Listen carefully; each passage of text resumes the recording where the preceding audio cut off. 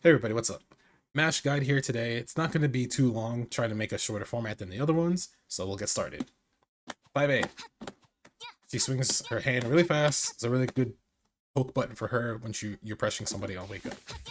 Or when you're pressing somebody as they get up. Really strong. Or if you just want to mash in their face, really strong. And if you mash and they don't block, like everybody else, you get your auto combo out of range. 5B. 5B is really good at hitting at that 45-degree angle directly above her.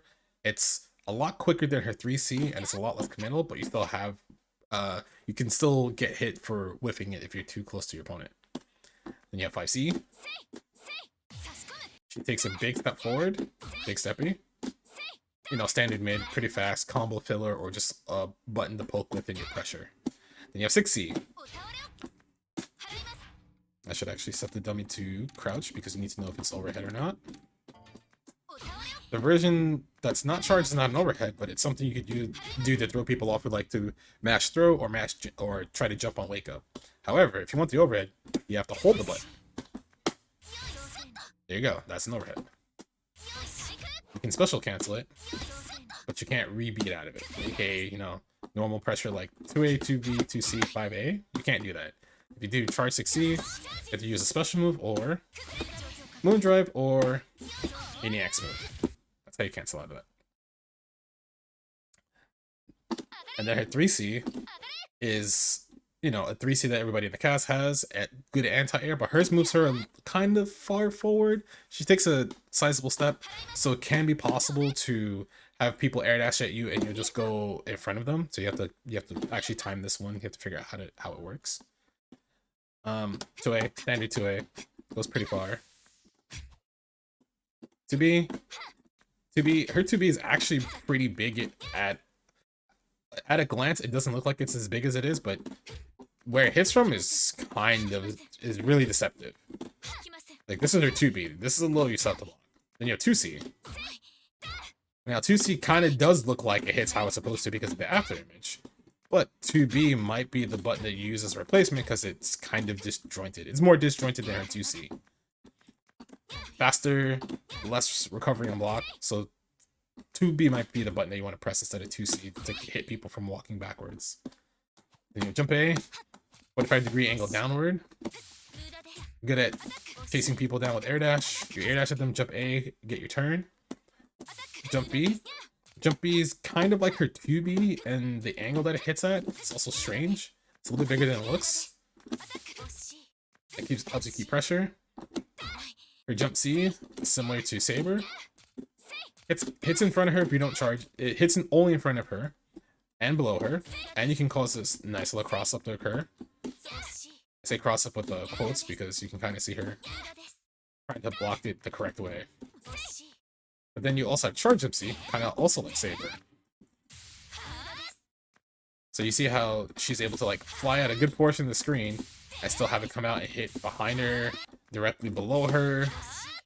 So it's almost similar to Saber Jump C. I think Saber Jump C is a little bit better, but still has a bunch of clash frames. It's really deceptive about when it wants to hit behind you or in front of you. So you have to be careful if you're fighting her. Or if you're fighting as Mash, that's a good way to fly in. Now, special moves, 236. Charging Star. So 236A is just a small tackle move. At range, it's not punishable. I think it's slightly disadvantage, but not enough for you to not want to just do it at this range. And then you can also charge it. Pardon, you cannot charge that version. B is the version you can charge. Speaking of which, 236B. She goes much further forward into the opponent, but it guarantees she covers more space in the A version. Now, you can charge it, which means you can also clash with normals and projectiles. So if your opponent throws a projectile, you'll charging star through it if you charge it.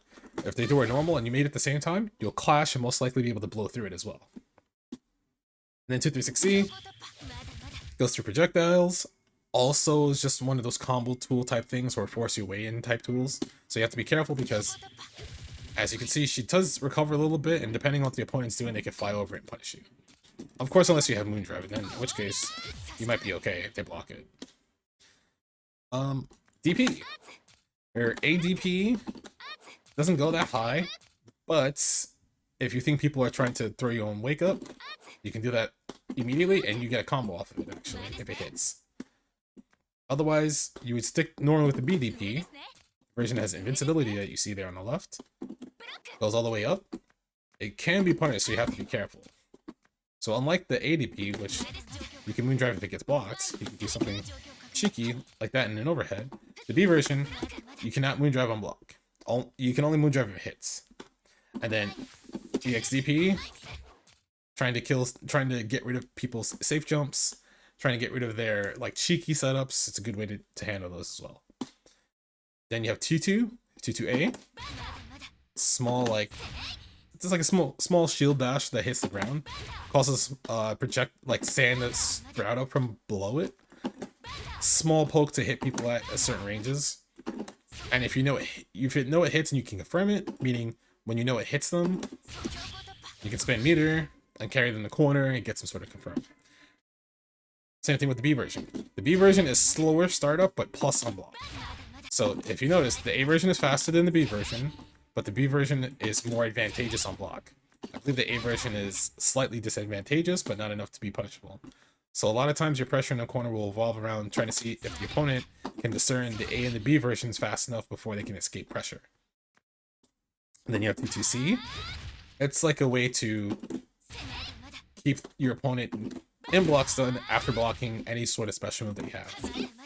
So you can do tackle, D2, first tackle, T2, keep them near the corner, and so on. I believe you can do DP and land and do T2. ADP, that is. Yeah, there you go.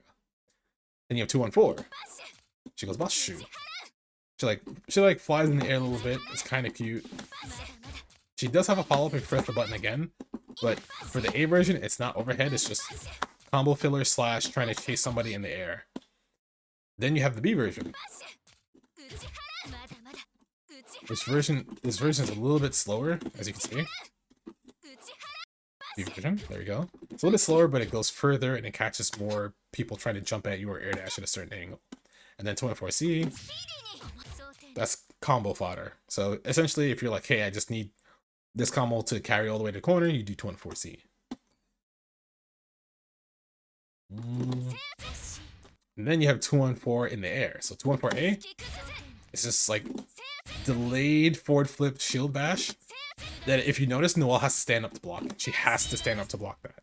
And even though it does pop her in the air, it does mean that she still had to block that part. So you see, she was standing, because if she's not standing, then she would get hit. In case you do not believe me... Actually, just believe me. Believe me. Just stand. The B version goes way further forward. Notice, the A version kind of barely makes it to CL. And then the B version goes all the way over there to meter. Same with the EX version. The EX version also does the same thing where you have to stand up to block it. However, it goes the same distance as the A version. So A version, EX version. It even says heavy in that line clip. It's pretty nice. Then you have dive, 236 in the air. Think about a diagonal charging star, kind of, but from the air. So 236A in the air, 236B in the air. It's a way to stall your air movement and snipe people who are trying to anti-air you at range. Or if they're throwing fireballs, good at sniping that too. Same thing with the EX version. EX version is more of a combo ender type thing, or a way to push towards the corner while spending meter. And then she has her moon skills. 6 BC, you know, moon skill charging star. So you do this, charging star. Or if you're like, where's my moon skill DP? It's in 3 BC. And remember, you can jump cancel if it whiffs. Not only on block, but also on whiff. So make sure you jump cancel whenever you use this, so you don't want to get punished for it. Then you have 2 BC. I believe it's a little bit faster than the A version, but I don't know if it's plus. But it's something to use to like force clashes on projectiles and also hit the opponent at the same time.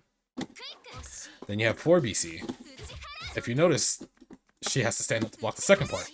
Because for whatever reason, the second part of 4 BC is in overhead. And if it's blocked, you can jump cancel. So you have to make sure, if it's blocked, you can jump cancel to make sure you can keep your turn to do cute little cross-ups. You can even do things like this as well to bait throws, which is really nice. So Mash's game plan overall is typically trying to bully your opponent into the corner, so that way you can do block strings that involve some form of 2-2, 2-2A, 2-2B to see if your opponent notices mash pressure. A version being slightly minus, but because you're spaced out, most characters can't really swing on you from there.